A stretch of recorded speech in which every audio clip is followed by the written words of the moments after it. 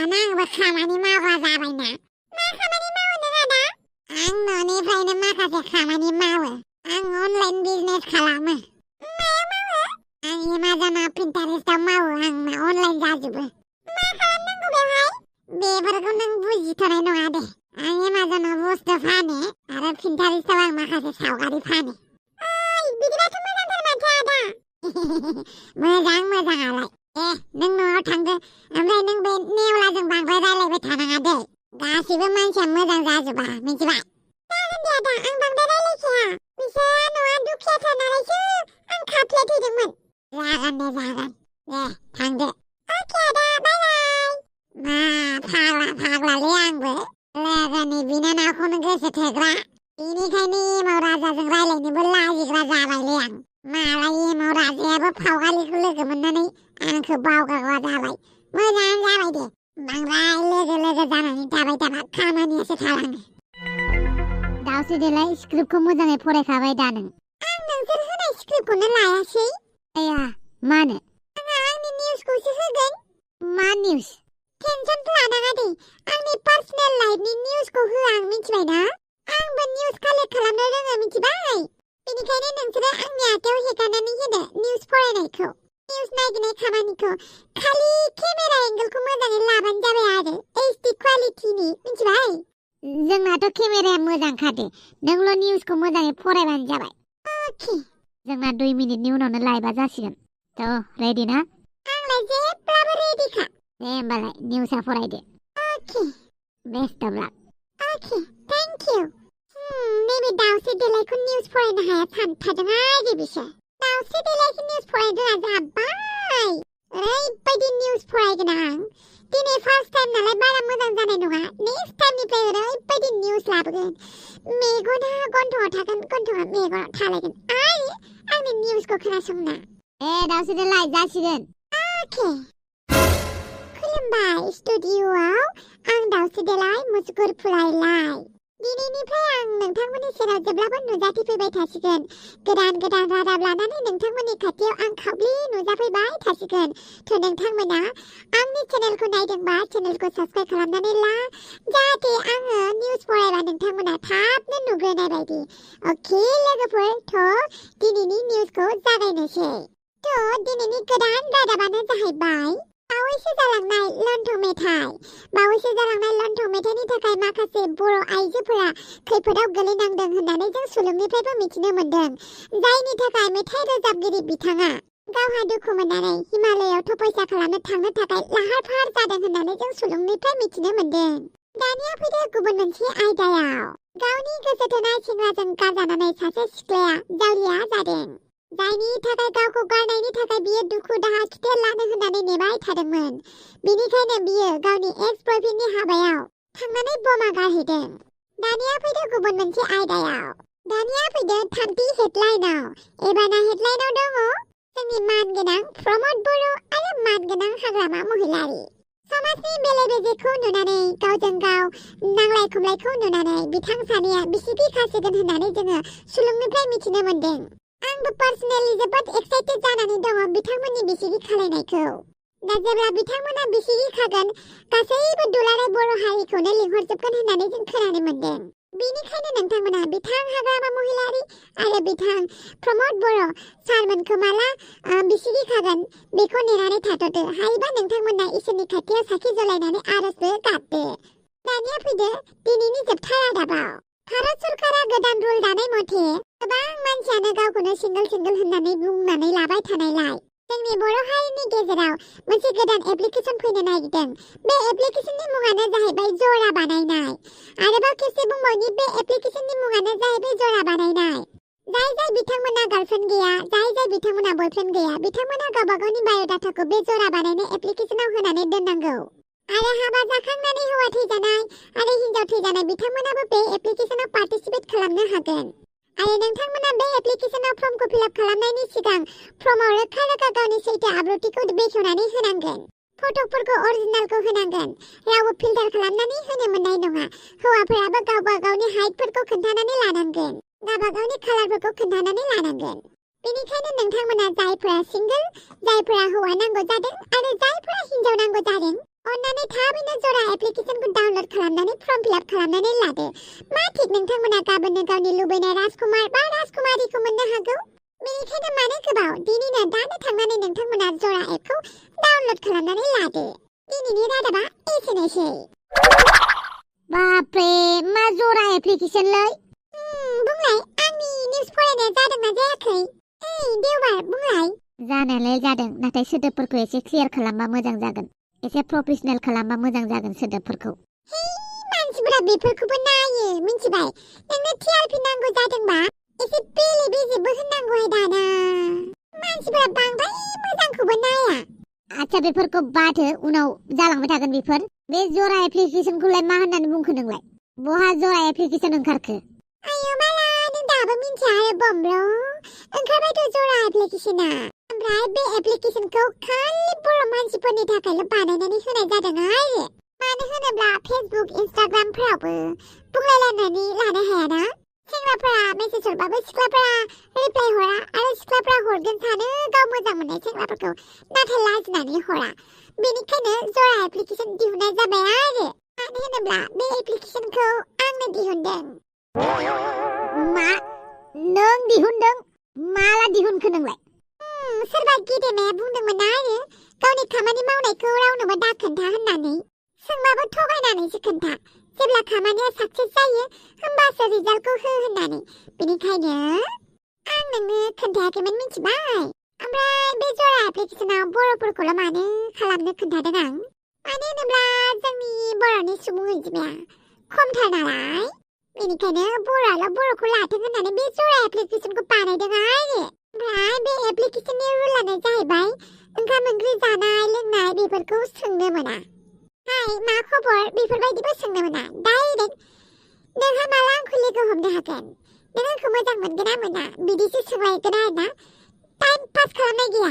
आरो सेंग्राफोराबो सिख्लाफोरनि फट'खौ नुनानै जुदि मेसेज हरदोंबा सिख्लाफोराबो रिप्लाय हरफिननांगोन आरोना। फसायदों फसायाखै नङाबा पेनाल्टि लगायनाय जागोन।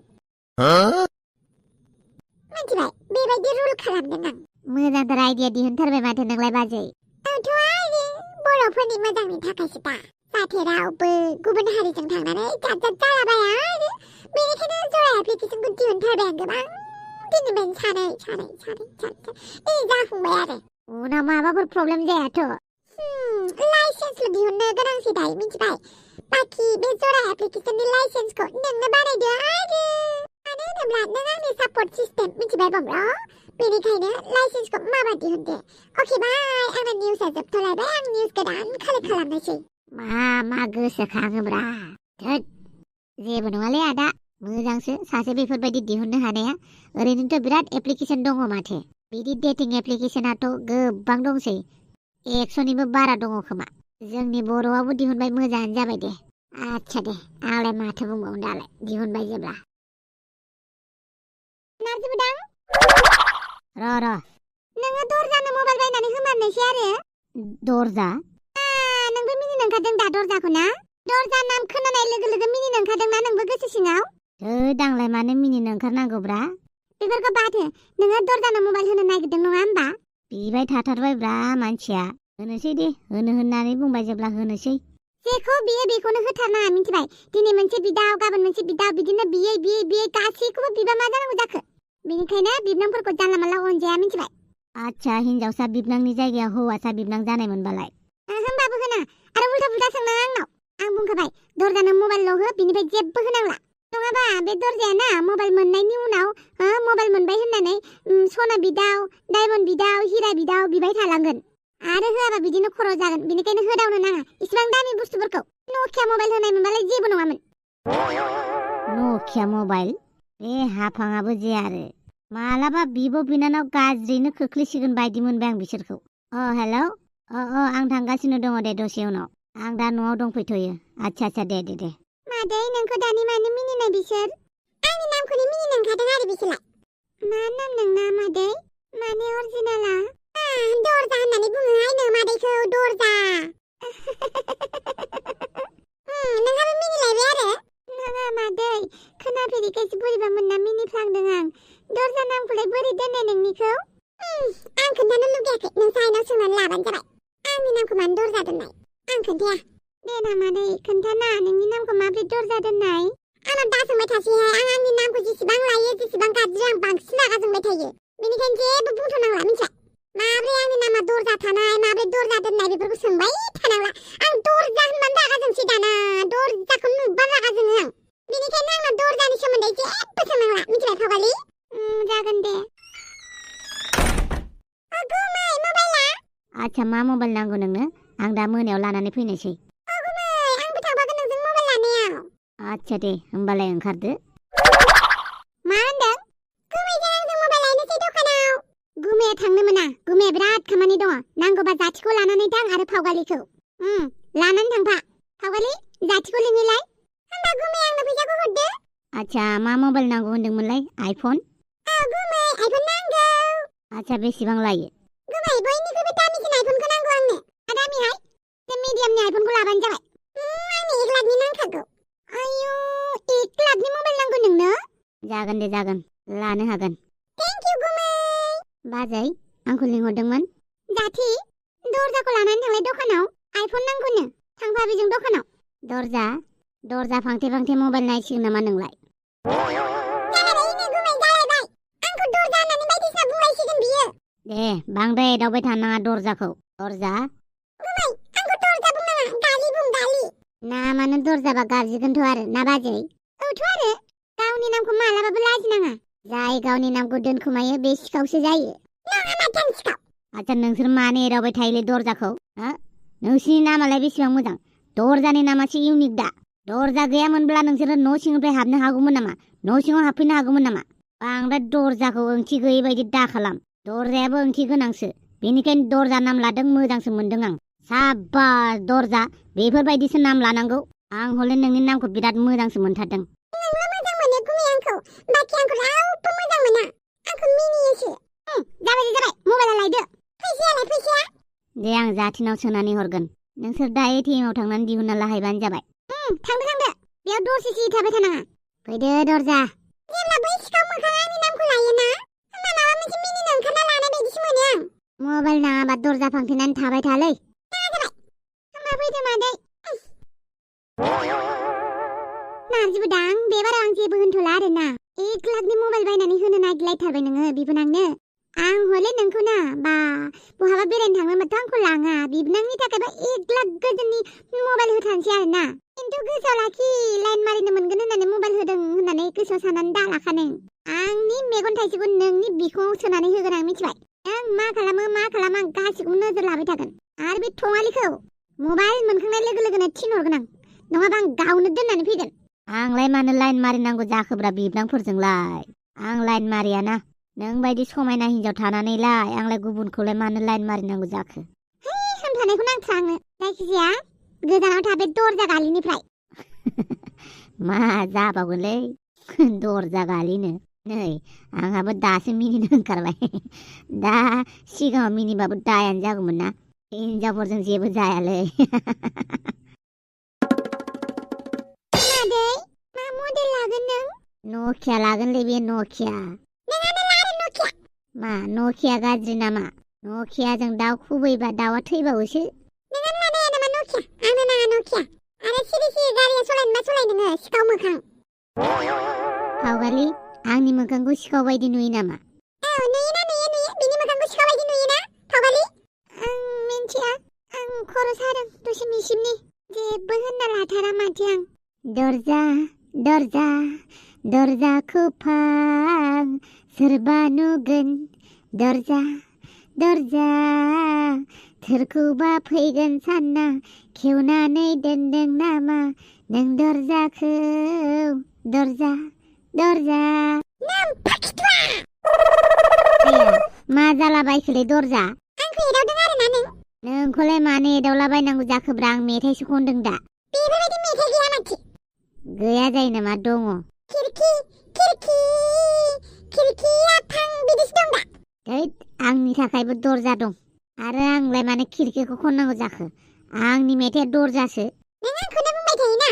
नोंनि बे खानाय जाथिथि साइज गैया बाइस गैया। जोगोनार बेफोरबायदि खानायखौ ना आं सावजोबना होगोन मिथिबाय? केरासिन लखबनानै। बे खानाया आंनि जोनोमनिफ्राय फैफानायसो। लाजियाबो फाथो सेना बायदि खानाय लानानै आंखौ दरजा दरजा होनबाय थादों।